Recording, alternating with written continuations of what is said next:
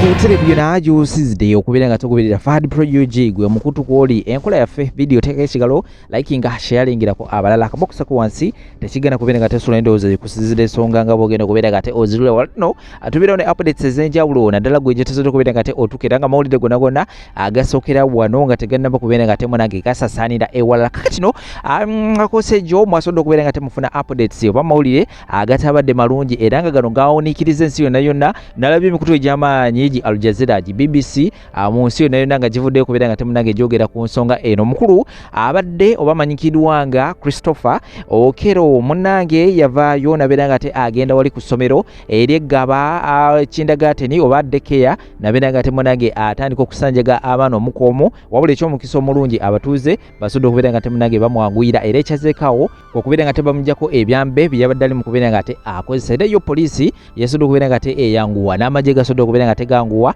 anti abatuuze babadde bagala kubeera nga temunange bamulya bunyama era ekyazeekaawo amazisi gavuze abomu zavuze tiyagasi zavuze nga bagala kubeera nga tebagumbulula abatuuze abadde bagala okubeera nga temunange basaanyaawo omukulu ono kakatino ebyama ku mukulu ono Okero Christopher bivuddeyo era nga njagala kubeera nga tebikuyitiramu wano speed omukulu ono okusinziira ku reports ezisodde okubeera nga tezivaayo eyo mu kaduukulu gyali mu kubeera nga te akuumibwa ono no yali mutuuze mu ggwanga erya America yomu ku bannayuganda bava e Kampala ne bagenda mu America okubeera nga tebanoonya akasente wabula ebyembi America teyasobola okubeera nga temutambulira nga bwe yali agisuubira akasente kamubula era kwe kubeera nga te akomawo mu ggwanga lya Uganda kirina kubeera nga tekitegereka oba badipotinga mu dipoting oba ye nga ye yasobola okubeera nga te akomawo mu ggwanga lya Uganda kakatino reports zeeyongeddeyo ne ziraga nti oluvannyuma okubeera nga te yakomawo mu ggwanga lya Uganda yagenda saidi zeeri mu Nyoya district n'asanga omusawo ow'ekinnansi yasobola okubeera nga te amuwa amagezi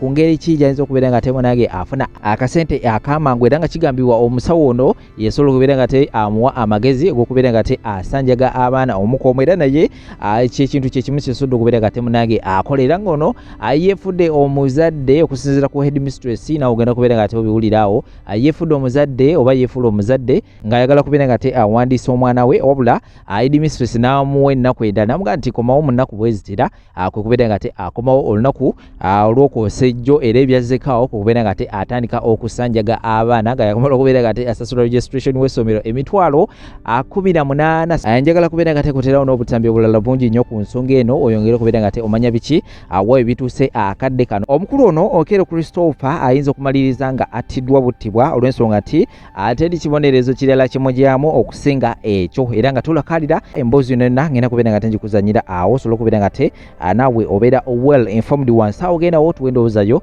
okusinzira ensonga bwogenda okubeera nga te oziwulira bujukiza Sheikh Asham Smodwa wali nnyo okubeera nga te akulomereddwa wena alina ensonga ez'enjawulo ezikyaganya okubeera nga te ziterera mu bulamu wajja okubeera nga te akolako ng'akozesa maanyi ga dua na Quran mufune ku namba ez'essimu eziri mu kubeera nga teziyitawo wansi awo side endala Habibu airport pickup nabo wali nnyo okubeera nga te bakukima ku kisaawe eno kutuusa yonna gye wayagala okubeera nga te otuuka ate mbudde kambawo ensonga zino ate oluvannyuma zijje n'amawulire amalala mangi nnyo temuvaawo.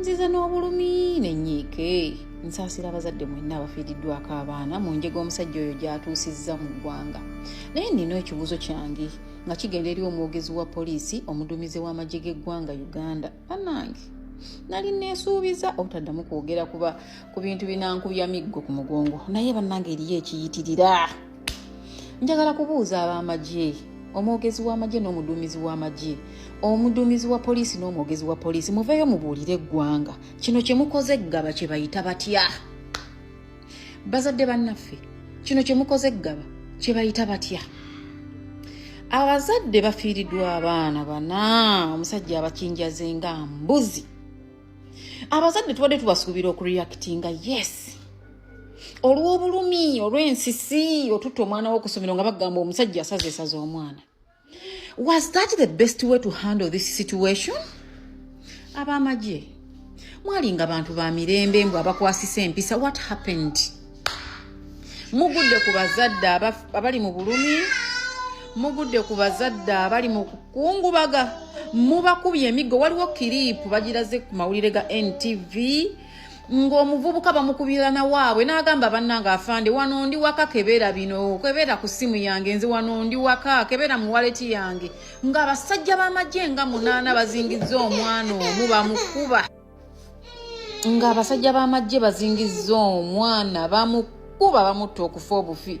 Mukuta abazadde mubayodde mubayiye ku kabangali mubatutte kati mubayiye mu kapoliisi kabalagala mubaleseeyo bagenda kusasula ssente okufuluma. Bannange naye nammwe mulimba.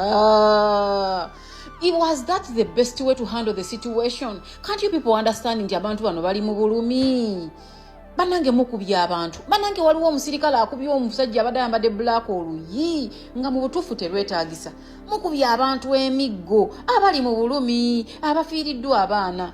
Naye bannange ddala Uganda Police, abaduumizi b'amagye, aboogezi b'amagye, was this the best way to handle this? Mubakuba mubamalawo naye nga kazza musango ali mu 99 yeebase. Talina wadde awakolobole. Talina wadde awakolobole. Naye nga abaana b'abandi bana basaze ng'embuzi. Kwegamba neebuuza nali neesuubiza mwami Nsubuga siriddamu kwogera ku bintu bino kubanga emisango ogikooye. Nkitegeera agikooye emisango gyange. Naye bannange mulimba, bantu mmwe mulimba, bantu mmwe eno ishu mugihandolinze bubi, bantu mmwe mukoze bubi, bantu mmwe mutulumiza n'okwenkanankana n'omusajja Saabaana.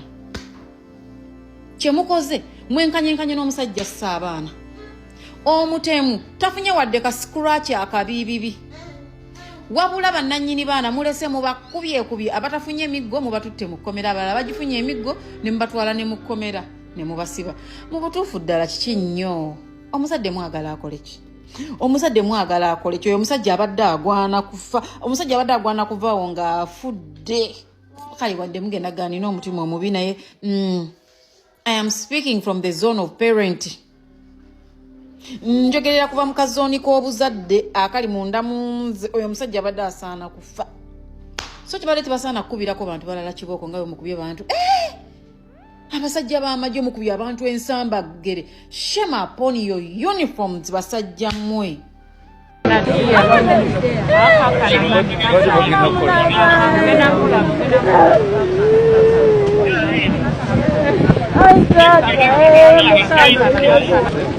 Mu Uganda akalabba kakola ddi era akalabba kakola ku baani mutunnyonnyole Uganda Police. Kati noono naye akutta abaana b'abandi bana n'abatemako omutwe ng'ate n'agenda ng'abasalasalako emitwe alinga asala enkoko. Naye era mwagala asibibwe ng'ali mu kkomera bagende bamukyalire ne mu kkomera abeewaabwe bamutwalire ebyokulya. Lwaki abantu nga bano tebabattirawo? Akalabba kakola ddi era amateeka agakola ku bantu nga bana abatujju. Mateeka akibanne yetugamanye. Kati Uganda twetaaga kusomesebwa. Omusajja abaana babanne bana n'agenda ng'alinga asala enkoko. Uganda Police emukutte mbwe egenda kukola kunoonyereza ki kwe mugenda okukola ngassa abaana b'abantu? Kunoonyereza ki? Kunoonyereza ki bannange? Ekimala naye tufa. Omuntu wo wagenda obeerera safe. Abaana bana omanyi kye bayita omwana. N'osala abaana babano ng'asala enkoko. Akalabba kakola ddi? Abantu nga bano bandibadde bakolerwako ebikolwa eby'obukambwe. Abantu ne bayigira kuba ono si mulalu. Omuntu azze ku ssomero n'agamba nti ayagala wandiisa mwana n'addayo n'anoona ejjambiya n'atema abaana taba mulalu abadde ne missoni ye. Twagala kumanya ekigendererwa kibadde ki amale naye attibwe. Mumirembe twagala kusuula mwana wammwe tamuyinaako buzibu kuba yamumekinze anyway for starters.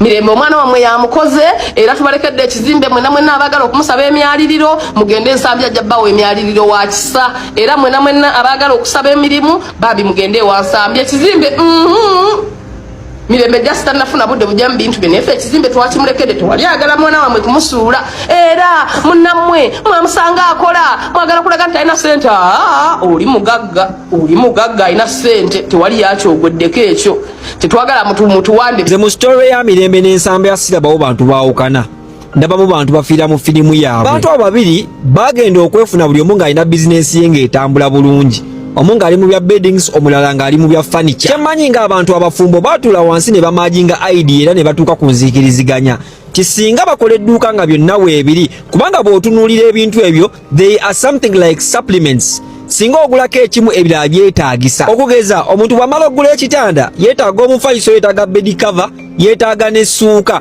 kitegeeza nti bw'amala amaze okugula omufaliso asobola okuwagira omukyala ku biri ebisigadde wabula mu byonna baakola ensobi emu bagezezzaako okuzimba obulamu bwabwe mu ngeri eri expensive era public temanyi Mirembe beddings nga muntu atunda curtains n'amasuuka bo bamanyi ng'omukyala omugagga mu business awamu n'ensambya nsonga ezimbisa abantu abo ebiboozi byonna bennambwe ate bagenda kwawukana ono yankuba ono yayenze eri emu tebaagala public kumanya nti waliwo omuntu omu ku abo ababiri atakola era ayagala okugyawo branch yawe Ensambya kubanga ye temukolera ate nga si musajja mukyala okola sitegeeza nti registeringa sales asobola okubanga registeringa sales naye nga bw'atuula kwansi n'akwata kayicweta n'akubaakubamu nga ye aba tayita ng'okusinziira ku performance y'ekifo awamu ne ssente z'afulumizaawo ng'aba takola teri muntu yenna nga business person ng'ali musesezza entuufu agenda kwawukana na pata naawe ng'ewantu wabadde bamukolera nga si waabwe wabula nga bapangisawo bupangisa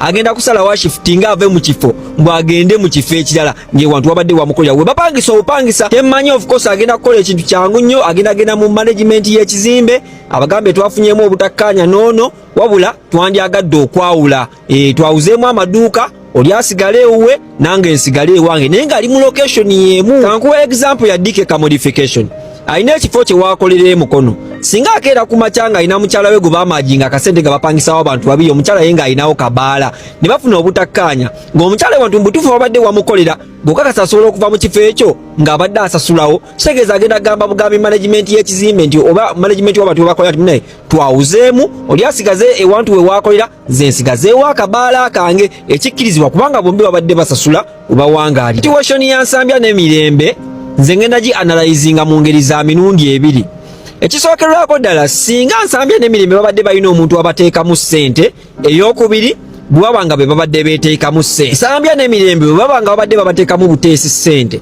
omuntu yenna abadde abateekamu ssente bw'atudde wansi n'akubamu calculator ng'okusinziira ku kyateekamu ne kyafunamu mu butuufu nga tayita ng'alina okusikamu ssente wabula nga bano ate bwe babasikamu ssente bano kigenda kubalabisa ne bateekawo ekibeera ekinaabayamba okutuuka nti bwe banaatuukira okutuuka okubasikamu ssente nga bo balaze nti bagenda kuvawo era bavuddewo ye situation ensooka ey'okubiri bwe babanga babadde beeteekamu ssente bwe bagenza okutuula wansi ku calculator oba omu ku bo watudde wansi n'akuba calculator mu butuufu ng'ekifo ekyo okusinziira ku kyafulumizaawo ne ssente zayingizaawo mu butuufu nga tekigatta of course ng'alina okushifutinga anyway nga tuvudde mu by'okusaaga nze ndowooza Mirembe n'Ensambya balina engeri gye baddusaamu nnyo ekintu mu bbanga tono nnyo baguddewo branches obw'enjawulo si kibi naye nze ndowooza nti mwali temunnaba kutuusa nze tolina ngeri gy'ogenda kunkakasa nti olina bizinensi erina branches eziwera 8 oba 10 mu Kampala wano ng'ewantu ewagifeeding oba ewafiidinga bizinensi ezo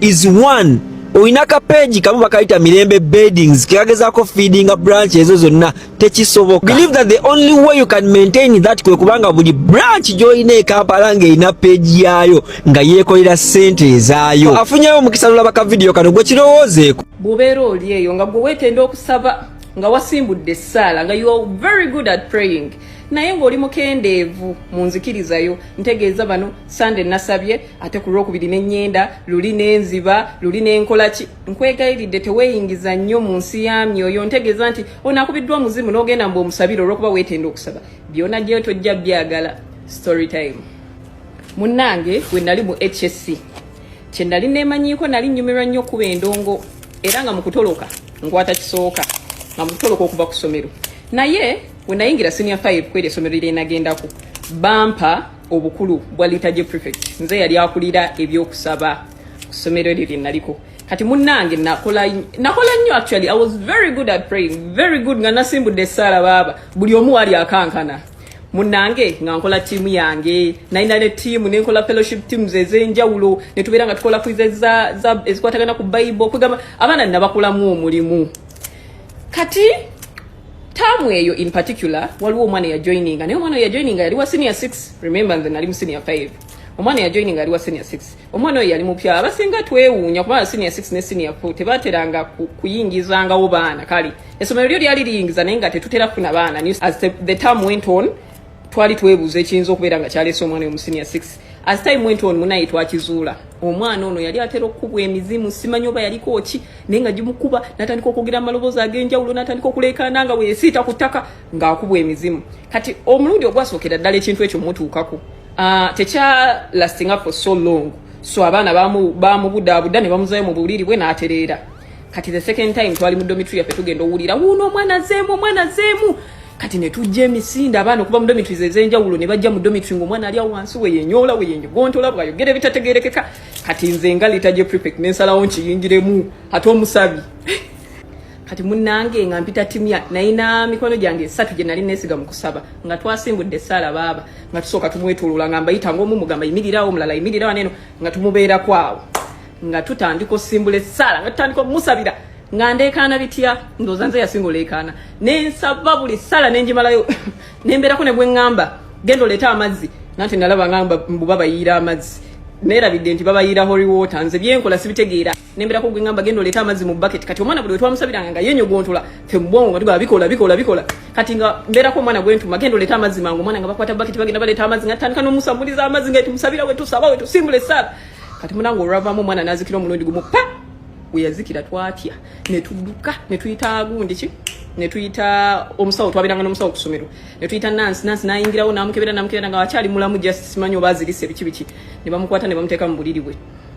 Kati munnange amangu ago ne bayita abasomesa we bayita abasomesa ne tubabulira ekibaddewo ne tubabulira nekyetukoze n'agamba kale mwebale kyonna kyemukozeeko. Kati oluvannyuma munnange asitayi mwentoonaawo ndowooza omwana we yadde engulu omwana ne bamugoba ne bagamba tebajja musobola. I think kyekyali kyamugoba ne mu ssomero lye yavaako. Kati omwana munnange we yadde engulu bulungi twagenda olaba parking obuntu bwo biki ng'omwana agenda ne tulowooza olwo lukomye kumbe gyendi lwali lutandika butandisi. Nategeera nti n'olutalo nali ntandika lutandike lumu nali ku layini ya mmere. Kati ndi ku layini ya mmere nnyimiridde bwe nti waliwo akawala akandi mu maaso naye nga kenyogontola wekeekyusa wekeezinya nenkakonako ne nga gwe onanninnya n'okunninnya. Kati akala kagenda okyuka emabega bati ngenda okulaba yefeesi y'omuwala neneesikamu nentya ne kamala ne katunula eri.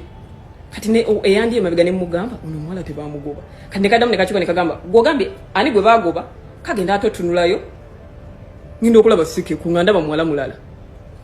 Ndabye bubi naye nga nalabira ddala nga feesi ya muwala. Kati omulundi ogwokubiri lwali lunaku lumu twali tugezaako okolaki okutoloka nze n'emikwano gyange nalina mikwano gyange nga tutoloka nnyo ku ssomero. Kati twalina ekikomera nga kiwanvu naye nga kiriko obugundi buno obufumita obuki baateekangayo ebiglaasi ebimenye nga babisimbako ku kikomera. Kati ffe nga tufuna bijjampazi ebyenjawulo ne twayilingako nga tuba tulina okubuuka tugweri wabweru w'ekikomera. Kati lumu nali nclimbinga ekikomera bwe nti ngenda okutunula wansi nga ndabayo omuntu ayimiridde bw'ati aliyanga alinze engwe like mbe waggulu ngwe ne ngamba mweno waliyo omuntu. Kati banene nagamba linda kunze kanzije.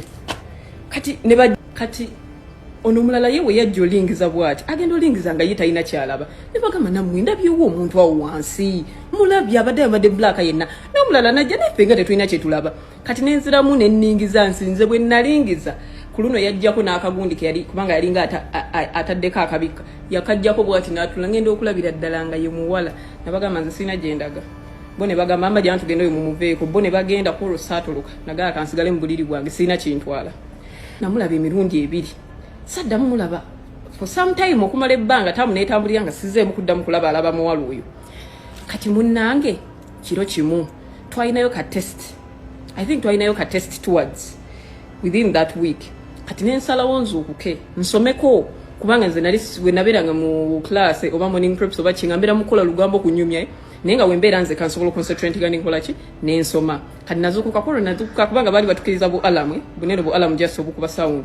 Kati nakatega ne kanzukisa ku ssaawa 9 kati nenzuka nenkwata ebbafu yange nengenda mu kinaabiro naabe nali mu kinaabiro nzekka nga buli omu yeebase kati we nali mu kinaabiro neekuuta naaba neeyiira kati we nalinga neeyiira amazzi neeyiiranga matono nenga mpulira amazzi agasamuka mangi nga neeyiira otuze tutono nnyo wetya ate nga ntuyibwa ku mubiri nenga mpulira mu kusamuka gasamukanga amangi nengamba ye mu kinaabiro mulimu omulala alimu oba nengamba kasooke ngende nkuba ekyeki nenkwata tawero yange nenjiteekako nenzijanga nkebera buli kinaabiro kuba obunabiro bwalinga buzigo nga bungi nga kanaabiramu bw'omu kati nenzijanga nkebera buli kinaabiro sina kira teryalimu ngamba amazzi gempulira amazzi mbadde mpulira mangi ate nze nga neeyiira matono kati nga kati nzira mwembadde nabiro muri baketi yange ngaaliwo omuntu ayimiridde mabega wa baketi yange bwati nadduka salinda kumanya yali ani neziruka paka mu domitu nesoka ngwa down nengwa dive mu buliri bwange nensigala nga ntunula bwe abalungi abatuuliriza era abatulaba olunaku olwaleero tuchaddeko ewa Sheikh